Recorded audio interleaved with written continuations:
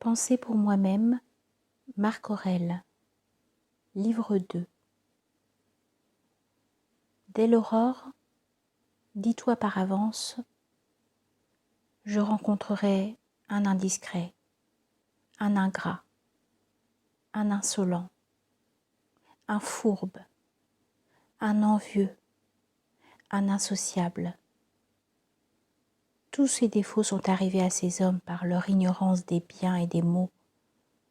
Pour moi, ayant jugé que la nature du bien est le beau, que celle du mal est le laid, et que la nature du coupable lui-même est d'être mon parent, non par la communauté du sang ou d'une même semence, mais par celle de l'intelligence et d'une même parcelle de la divinité. Je ne puis éprouver du dommage de la part d'aucun d'eux, car aucun d'eux ne peut me couvrir de laideur. Je ne puis pas non plus m'irriter contre un parent, ni le prendre en haine, car nous sommes nés pour coopérer, comme les pieds, les mains, les paupières, les deux rangées de dents, celle d'en haut et celle d'en bas. Se comporter en adversaires les uns des autres est donc contre nature. Et c'est agir en adversaire que de témoigner de l'animosité et de l'aversion.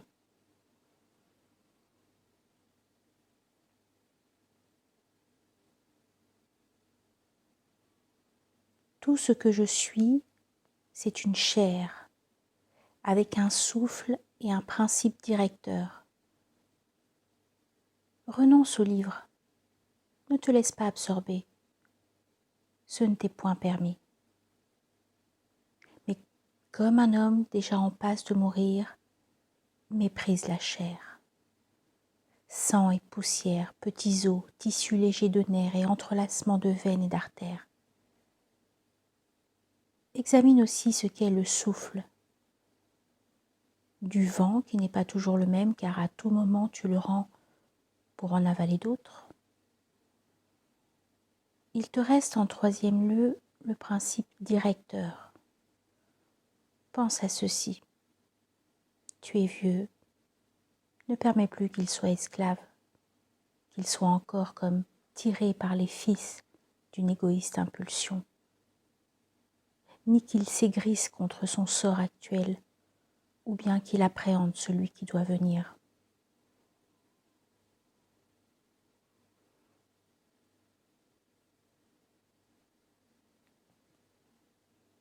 Les œuvres des dieux sont pleines de providence. Celles de la fortune ne se font pas sans la nature ou sans être filées et tissées avec les événements que dirige la providence. Tout découle de là. De plus, tout ce qui arrive est nécessaire et utile au monde universel dont tu fais partie. Aussi, pour toute partie de la nature, le bien est-il ce que comporte la nature universelle et ce qui est propre à sa conservation. Or, ce qui conserve le monde, ce sont les transformations des éléments, aussi bien que celles de leur combinaison.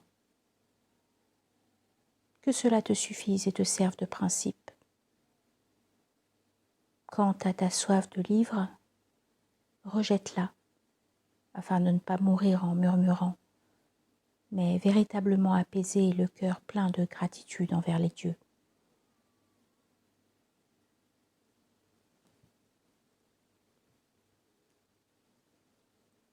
Rappelle-toi depuis combien de temps tu remets à plus tard et combien de fois ayant reçu des dieux des occasions de t'acquitter, tu ne les as pas mises à profit. Mais il faut enfin, dès maintenant, que tu sentes de quel monde tu fais partie et de quel être, régisseur du monde, tu es une émanation et qu'un temps limité te circonscrit. Si tu n'en profites pas pour accéder à la sérénité, ce moment passera. Tu passeras aussi. Et jamais plus il ne reviendra.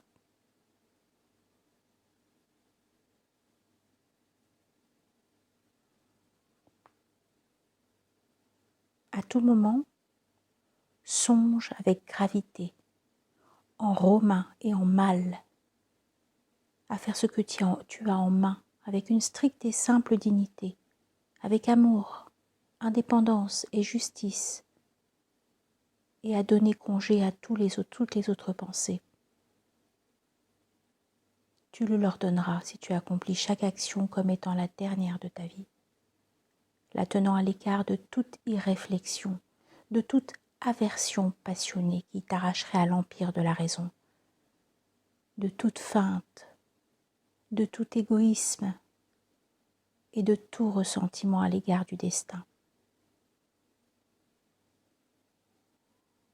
Tu vois combien sont peu nombreux les préceptes dont il faut se rendre maître pour pouvoir vivre d'une vie paisible et passer dans la crainte des dieux, car les dieux ne réclameront rien de plus à qui les observe.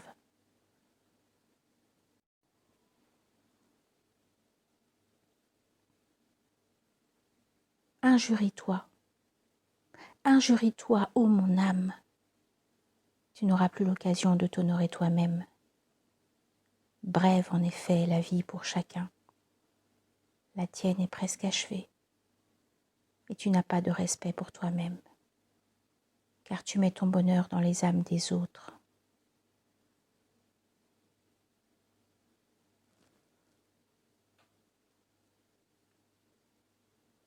Les accidents du dehors te distraient-ils ? Donne-toi le loisir d'apprendre quelques bonnes vérités et cesse de te laisser emporter par le tourbillon. Évite aussi désormais cet autre égarement. Insensés en effet sont ceux qui, à force d'agir, sont fatigués par la vie et n'ont pas un but où diriger tout leur élan et tout à la fois leur pensée tout entière.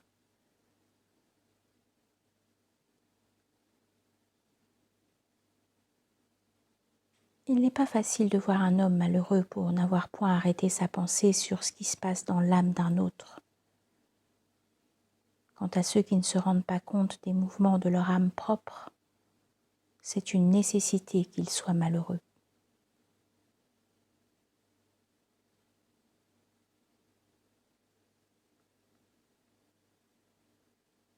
Il faut toujours se souvenir de ceci. Quelle est la nature du tout ? Quelle est la mienne ?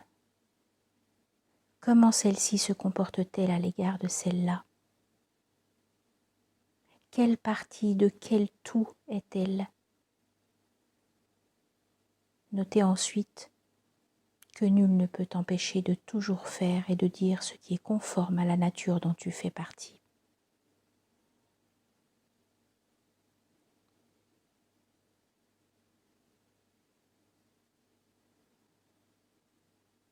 C'est en philosophe que Théophraste affirme dans sa comparaison des fautes, comme le ferait un homme qui les comparerait en se référant au sens commun, que les fautes commises par concupiscence sont plus graves que celles qui le sont par colère. L'homme en colère, en effet, paraît s'écarter de la raison avec quelque douleur et avec un certain resserrement sur soi-même. Mais celui qui pêche par concupiscence, vaincu par la volupté, se montre en quelque sorte plus relâché et plus charmé dans ses fautes.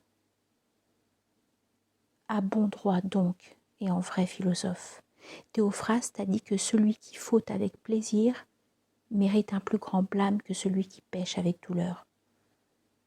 En somme, l'un ressemble plutôt à un homme offensé et forcé par douleur à se mettre en colère,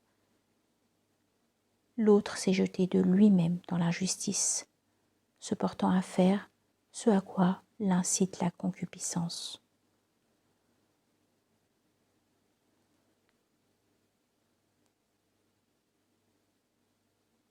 Tout faire, tout dire et tout penser en homme qui peut sortir à l'instant de la vie. Quitter les hommes, s'il y a des dieux, n'a rien de redoutable, car ceux-ci ne sauraient te vouer au malheur. Mais s'il n'y en a pas, ou s'ils n'ont aucun soin des choses humaines, qu'ai-je à faire de vivre dans un monde sans Dieu et vide de providence ? mais ils existent et ils ont soin des choses humaines. Et pour que l'homme ne tombe pas dans les maux qui sont des maux véritables, ils lui en ont donné tous les moyens. S'il était quelque mal en dehors de ces maux, les dieux y auraient également pourvu, afin que tout homme fût maître d'éviter d'y tomber. Mais comment ce qui ne rend pas l'homme pire pourrait-il rendre pire la vie de l'homme? Ce n'est point pour l'avoir ignoré, ni pour en avoir eu connaissance sans pouvoir le prévenir ou le corriger, que la nature universelle aurait laissé passer ce mal. Elle ne se serait pas par impuissance ou par incapacité trompée au point de faire échoir indistinctement aux bons et aux méchants une part égale de bien et de maux. Or, la mort et la vie, la gloire et l'obscurité, la douleur et le plaisir, la richesse et la pauvreté, toutes ces choses échouent également aux bons et aux méchants, sans être par elles-mêmes ni belles ni laides. Elles ne sont donc ni des biens ni des maux.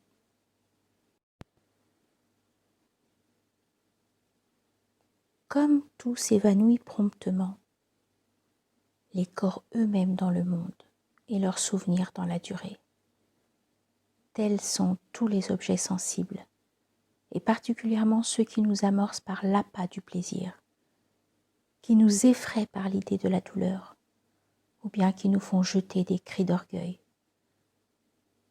Que tout cela est vil, méprisable, abject, putride et mort aux yeux de la raison. Qui peut s'en rendre compte?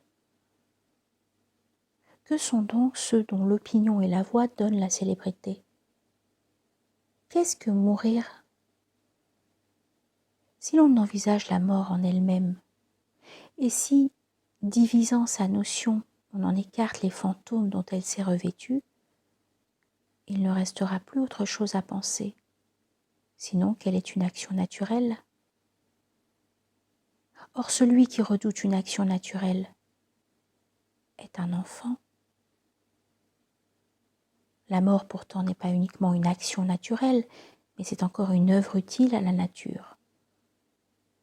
Comment l'homme touche-t-il à Dieu? Par quelle partie de lui-même?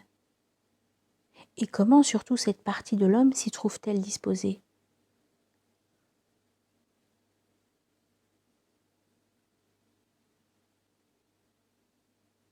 Rien de plus misérable que l'homme qui tourne autour de tout, qui scrute, comme on dit, les profondeurs de la terre, qui cherche à deviner ce qui se passe dans les âmes d'autrui, et qui ne sent pas qu'il lui suffit d'être en face du seul génie qui réside en lui et de l'honorer d'un culte sincère.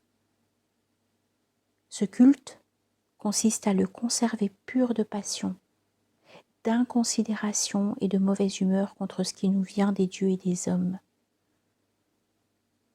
Ce qui vient des dieux, en effet, est respectable en raison de leur excellence.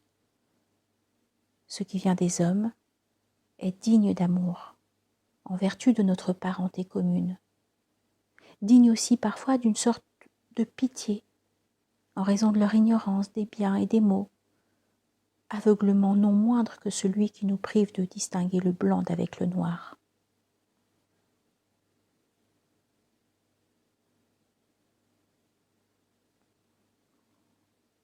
Quand tu devrais vivre 3 fois 1000 ans, et même autant de fois 10 000 ans, souviens-toi pourtant que nul ne perd une vie autre que celle qu'il vit, et qu'il ne vit pas une vie autre que celle qu'il perd. Par là, la vie la plus longue revient à la vie la plus courte. Le temps présent, en effet, étant le même pour tous, le temps passé est donc aussi le même. Et ce temps disparu apparaît ainsi infiniment réduit. On ne saurait perdre en effet ni le passé, ni l'avenir, car comment ôter à quelqu'un ce qu'il n'a pas?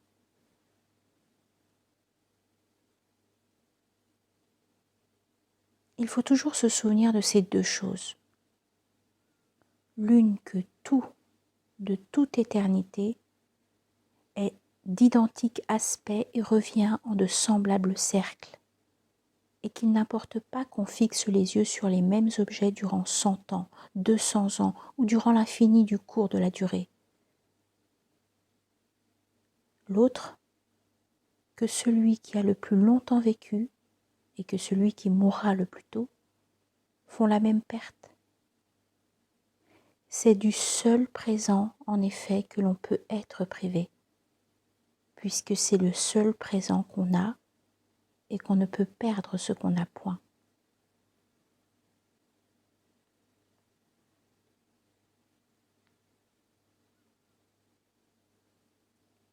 Que tout est opinion. Évidentes sont les paroles adressées au cynique Monimos. Évidente aussi est l'utilité de ce qu'on y avance si l'on admet dans la limite du vrai tout ce qu'il y a là d'agréable.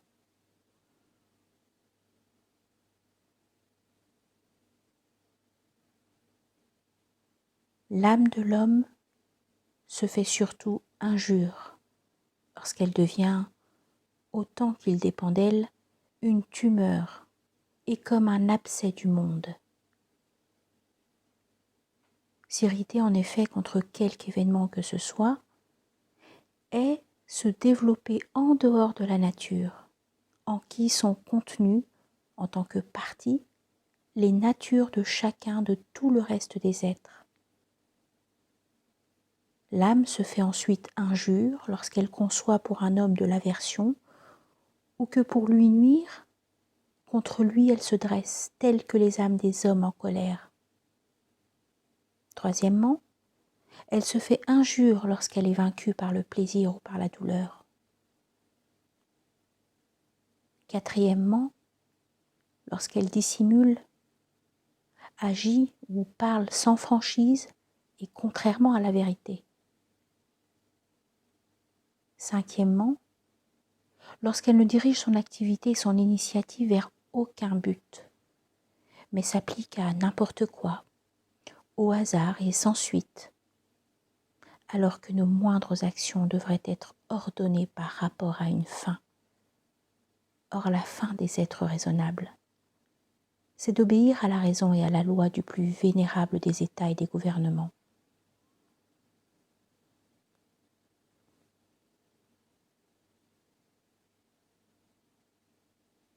Le temps de la vie de l'homme, un instant. Sa substance, fluente. Ses sensations, indistinctes. L'assemblage de tout son corps, une facile décomposition. Son âme, un tourbillon. Son destin, difficilement conjecturable. Sa renommée, une vague opinion.